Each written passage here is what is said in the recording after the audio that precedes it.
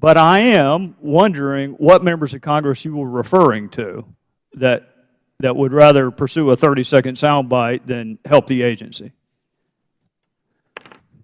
Well, Representative Gowdy, I guess first and foremost, that isn't my quote. It was a quote of a representative from the Secret Service who is a member of my association, and it came out on our letterhead. So yes, our concern on this thing is and we've been dealing with your committee, in fact with you, with the chairman, and expressing our concerns that this is a budget issue that needs to be going from the authorizers to the appropriators, and asking the appropriators to add the money that will help with the pay cap on this thing. And well, and I got to admit, sir, you just made your case without talking about any member of Congress who is more interested in a 30-second soundbite than they are helping the agency. You just did it, which makes me wonder why this memo didn't do it. Are there members in particular? I actually don't think I've ever been on television talking about the Secret Service, so I don't think you're talking about me. Who are you talking about?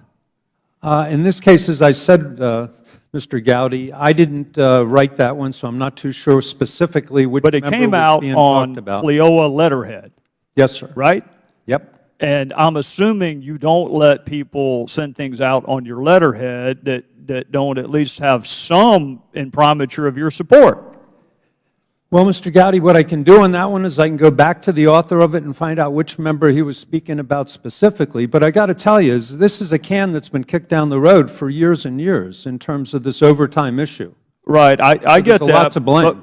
But because I am an ally, sometimes allies also need to offer some words of correction.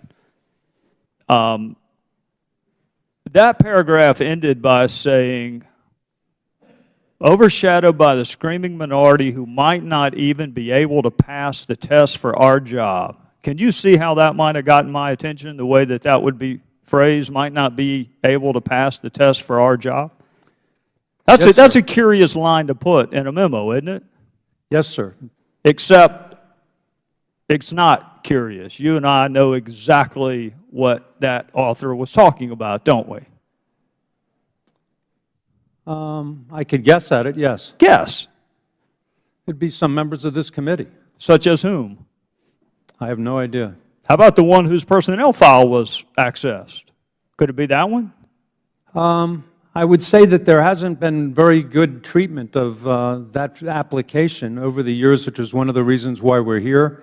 And maybe that was a subliminal reference to it. I don't know. Well, it's actually not subliminal. It could not be more clear.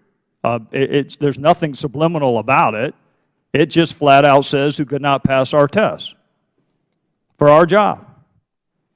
And it was a general statement on it, not specific, sir. Well, Mr. O'Carroll, you can't run a license tag because you happen to think the driver is cute. You can't run an NCIC background check because your kids might be hanging out with some bad characters. And you can't access the personnel files of members of Congress that you happen to not like at that particular point. You would agree with me there, wouldn't you? Reprehensible, and I agree with you. All right, well, it's reprehensible. Mr. Inspector General, what happened to him? My understanding is that there was discipline that was imposed by the department. I don't have those details because I was not involved in the discipline process. Well, when you say discipline, give me the range of discipline that could be possible. Well, I think the range of discipline could be anywhere from termination. Was anybody terminated? My understanding is no. Was anybody given time off? My understanding was yes. With or without pay? Given time off without pay. That was not suspended. There was a number of individuals who were received time off, and that was suspended, but there were others who actually did get time off. How pervasive was the breach? Well, our report said that it was approximately 40-some people, only of which 3 had, or 4, I can't remember off the top of my head. Is there any ambiguity on whether or not it's a good idea to access anyone, member of Congress or otherwise, application or personnel file to use for retributive purposes? No. Is there any ambiguity about whether or not that's a good idea? It is not. Can you let me know what discipline was meted out? There's no one in Congress that holds law enforcement in higher esteem than I do. No one.